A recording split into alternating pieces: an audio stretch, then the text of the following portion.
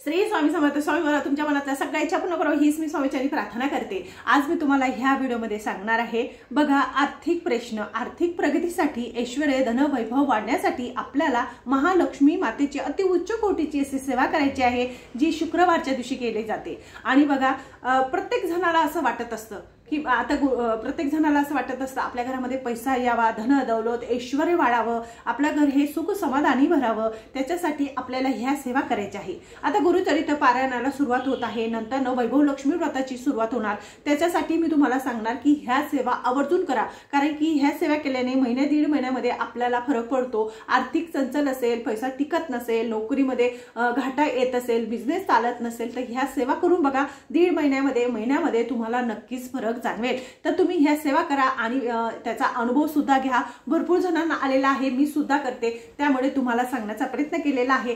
तर प्रत्येक स्त्रीने हा व्हिडिओ लास्ट पर्यंत नक्की बघायचा आहे, कारण की आपण आपल्या घरामध्ये धनसंपदा वाढण्यासाठी आणि लक्ष्मी मातेची कृपा आपल्या घरामध्ये अखंड राहण्यासाठी हा व्हिडिओ तुम्हाला नक्की बघायचा आहे। म्हणजे सेवा कशा कराव्या याच्याबद्दल सांगणार आहे। त्यामुळे तर आता बघा, गुरुचरित्र पारायणाला सुरुवात होत आहे। गुरुचरित्र पारायण संपल्यानंतर शुक्रवार येतात वैभव महालक्ष्मीचे, नंतर मार्गशीर्ष महिना सुद्धा चालू आहे आणि शुक्रवार सुद्धा चालू होणार आहे। तर आपल्याला काय करायचं, आपल्याला म्हणजे शुक्रवार जो असतो तो महालक्ष्मी मातेचा वार असतो। महालक्ष्मीची आराधना करण्याचा, तिची सेवा करण्याचा वार असतो। तिची जर सेवा आपण केली तर आपल्या घरामध्ये धन, वैभव, ऐश्वर्य वाढतं। आणि लक्ष्मी कशाला म्हणतात तर बघा, सुख, लक्ष्मी कशाला म्हणतात तर पैसा, ऐश्वर्य, धन, संपदा, समाधान यालाच लक्ष्मी म्हणतात। आणि ज्या घरामध्ये ह्या सगळ्या गोष्टी आहे आणि समाधान नाही, त्याला काहीच अर्थ नाही। बघा, भरपूर पैसा राहिला आणि समाधान नाही, त्या घरामध्ये कटकट आहे, भांडण आहे, त्या पैशाला काहीच अर्थ राहत नाही। त्यामुळे मी तुम्हाला आज सांगणार आहे की ज्यांना असं वाटत असेल की आपल्या घरामध्ये सुद्धा पैसा यावा, धन दौलत, ऐश्वर्य वाढावं, त्या स्त्रीने नक्कीच ह्या सेवा करायच्याच आहे। बघा, ह्या सेवा केल्याने तुम्हाला दीड महिन्यामध्ये नक्कीच अनुभव येतो, चांगला फरक म्हणजे तुम्हाला चांगला फरक जाणवतो। आता ह्या सेवा कशा कराव्या बरं, त्याच्याबद्दलच सांगणार आहे की बघा, शुक्रवार हा महालक्ष्मी मातेचा वार आहे। तर शुक्रवारच्या दिवशी आपल्याला महालक्ष्मी अष्टकमचं पठण करायचं आहे। आता महालक्ष्मी अष्टकम तुम्ही एक वेळेस करू शकतात, 2 वेळेस करू शकतात, 5 वेळेस करू शकतात, 11 वेळेस, 51 वेळेस, 21 वेळेस, 108 वेळेस, जसं तुम्हाला जमणार तशा पद्धतीने आपल्याला महालक्ष्मी अष्टकमचं पठण करायचं आहे। आता महालक्ष्मी अष्टकम तुम्ही म्हणणार कुठं असतं, कुठल्या पुस्तकात आहे, तर महालक्ष्मी अष्टकम हे वैभव लक्ष्मीचे जे पुस्तक आहे बघा, त्या वैभव लक्ष्मीच्या पुस्तकामध्ये तुम्हाला महालक्ष्मी अष्टकम मिळून जाणार। त्या खूप सोपं, साधं, सिंपल आहे, खूप छोटं आहे। रोज जर तुम्ही हे पठण केलं तर नक्कीच तुमचं पाठ होईल ते, आणि तुम्ही इझिली देवाजवळ बसून सुद्धा पठण करू शकतात। आता महालक्ष्मी अष्टकम पठण करताना तुम्हाला सांगते, महालक्ष्मी अष्टकम पठण करताना संध्याकाळच्या टायमाला करायचं, कारण की 7:30 प्रदोष काळ असतो आणि त्यावेळेस आपल्या घरामध्ये लक्ष्मी माता येते आणि लक्ष्मी माता आपल्या घरामध्ये यावी, त्यासाठी आपल्याला ही सेवा करायची आहे।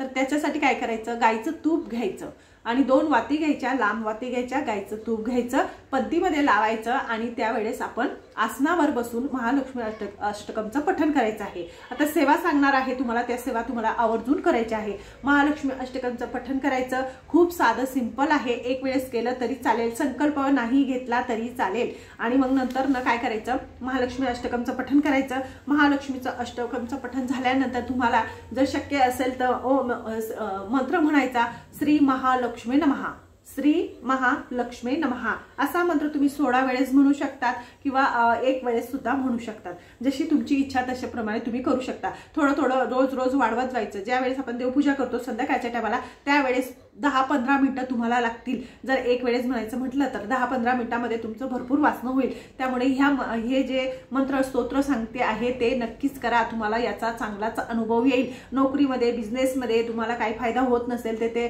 तुमचे जे बिझनेस ठप्प पडलेला असेल तो सुद्धा चालायला लागेल। लक्ष्मी मातेचे आवक तुमच्या घरामध्ये वाढेल, आलेला पैसा स्थिर राहील, कशाचीच कमतरता राहणार नाही। आणि ज्या घरामध्ये ह्या सेवा होतात त्या घरामध्ये लक्ष्मी माता अखंड स्थिर त्या घरामध्ये नांदते, अस्तित्व करते। त्यामुळे आपल्याला ह्या सेवा करायच्या आहे। आता त्याच्यातलंच तुम्हाला अजून सांगणार आहे बघा, कुबेर मंत्र सुद्धा म्हणायचा आहे। आता कुबेर मंत्र भरपूर जणांना येत नाही, तर काय करायचं, ओम कुबेराय नमः, ओम कुबेराय नमः 11 वेळेस म्हणा, 1 वेळेस म्हणा, 11 वेळेस, 108 वेळेस म्हणा, जशी तुमची इच्छा असेल तसं आपल्याला कुबेर मंत्र सुद्धा म्हणायचा आहे। कारण की कुबेर मंत्र जर म्हटला तर कुबेर देव आपले हे प्रसन्न होतात आणि आपल्या घरामध्ये धन यायला सुरुवात होते असं सुद्धा म्हटलं गेलेलं आहे। त्यामुळे आपल्याला कुबेर मंत्र सुद्धा म्हणायचा आहे।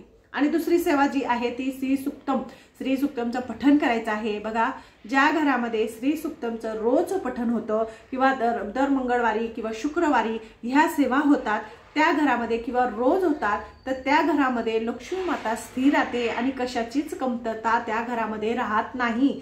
बघा, श्री सुक्तमचं पठण जर तुम्हाला येत नसेल, श्री सुक्तम जर पठण तुम्हाला येत नसेल तर काय करायचं, यूट्यूबवर लावून द्यायचं आणि आपले देवाजवळ बसायचं, हात जोडून आणि श्री सुक्तम ऐकायचं, त्याच्याने सुद्धा तुम्हाला लाभ प्राप्त होईल। रोज संध्याकाळी लावून द्यायचं, देवाजवळ बसायचं, देवपूजा करताना ते मंत्र ऐकायचं। बघा, ते रोज ऐकून ऐकून तुमच्या म्हणजे डोक्यामध्ये बसणार। आणि बघा, नाही जर तुम्हाला मिळालं तर जर तुम्हाला असं नाही कळत असेल तर नित्यसेवेच्या पुस्तकामध्ये आहे बघा श्री सुक्त, ते तुम्हाला पठण करायचं आहे। कारण की ज्या ठिकाणी श्री सुक्त होतं, श्री सुक्तचं पठण होतं, कारण की ही अति उच्च कोटीची अशी सेवा आहे, त्यामुळे आपल्याला ही सेवा करायची आहे। श्री सुक्तमचं पठण करायचं आहे। नाही रोज जमत तर शुक्रवारी करा, मंगळवारी करा, कारण की हे जे 2 वार आहे ते लक्ष्मी मातेचे आहे, त्यामुळे या वारामध्ये जर आपण सेवा केली तर याचं फळ आपल्याला निश्चित प्राप्त होतं। आणि ज्या घरामध्ये ह्या सेवा होतात त्या घरामध्ये लक्ष्मी मातेला यावंच लागतं।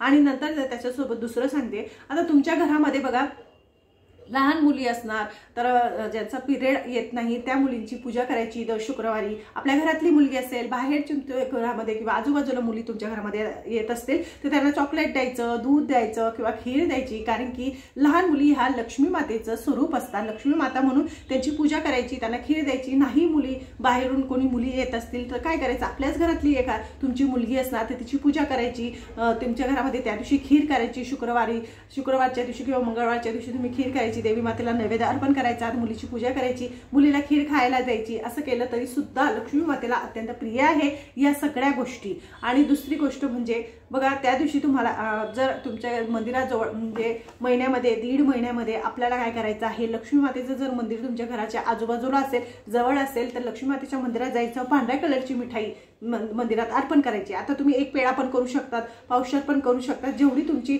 यथाशक्ती आहे तेवढं तुम्ही दान करू शकतात, कारण की दानाला सुद्धा तेवढंच महत्त्व आहे। अन्नदान केल्याने त्याचं जे पुण्य आहे ते अफाट आहे आणि ते अन्नदानाचं पुण्य आपल्याला खूप भरभरून त्याचं पुण्य आपल्याला प्राप्त होतं। त्यामुळे जर तुम्हाला दान करणे शक्य असेल तर नक्कीच दान सुद्धा करा, दान करणं सुद्धा तेवढंच महत्त्वाचं आहे। आणि नंतर दुसरं सांगते, जर तुमच्या घरामध्ये स्त्री यंत्र असेल तर तुम्हाला स्त्री यंत्रावर कुंकुम आचमन करायचं आहे, जसं की मी केलेलं आहे बघा, मागच्या साईडला कुंकुम आचमन करायचं आहे। कुंकुम आचमन केल्याने सुद्धा काय होतं, जो कुंकू असतो तो अतिशय प्रभावशाली होतो आणि तो कुंकू आपण आपल्या मांगेमध्ये किंवा आपल्या कपाळी लावला तर आपला सौभाग्य अखंड राहतो, म्हणजे आपल्या सौभाग्याचं रक्षण होतं, आपलं सुद्धा रक्षण होतं। त्यामुळे तो कुंकू अतिशय प्रभावशाली झालेला असतो, त्यामुळे कुंकुम आचमन सुद्धा करायचं आहे। हे सुद्धा लक्ष्मी मातेला अत्यंत प्रिय आहे। या ज्या छोट्या छोट्या गोष्टी आहेत त्या करून बघा, तुम्हाला खूप चांगला अनुभव येईल। महिन्यामध्ये 1.5 महिन्यामध्ये तुमची आर्थिक परिस्थिती सुधार लागेल, लक्ष्मी माता तुमच्या घरामध्ये येईल, अखंड स्थिर नांदेल। नक्की करून बघा, खूप चांगला अनुभव तुम्हाला चांगला अनुभव येईल। जर तुम्हाला हे माझं चॅनल आवडत असेल तर लाईक करा, सबस्क्राईब करा, इतरांना सुद्धा पाठवा। श्री स्वामी समर्थ।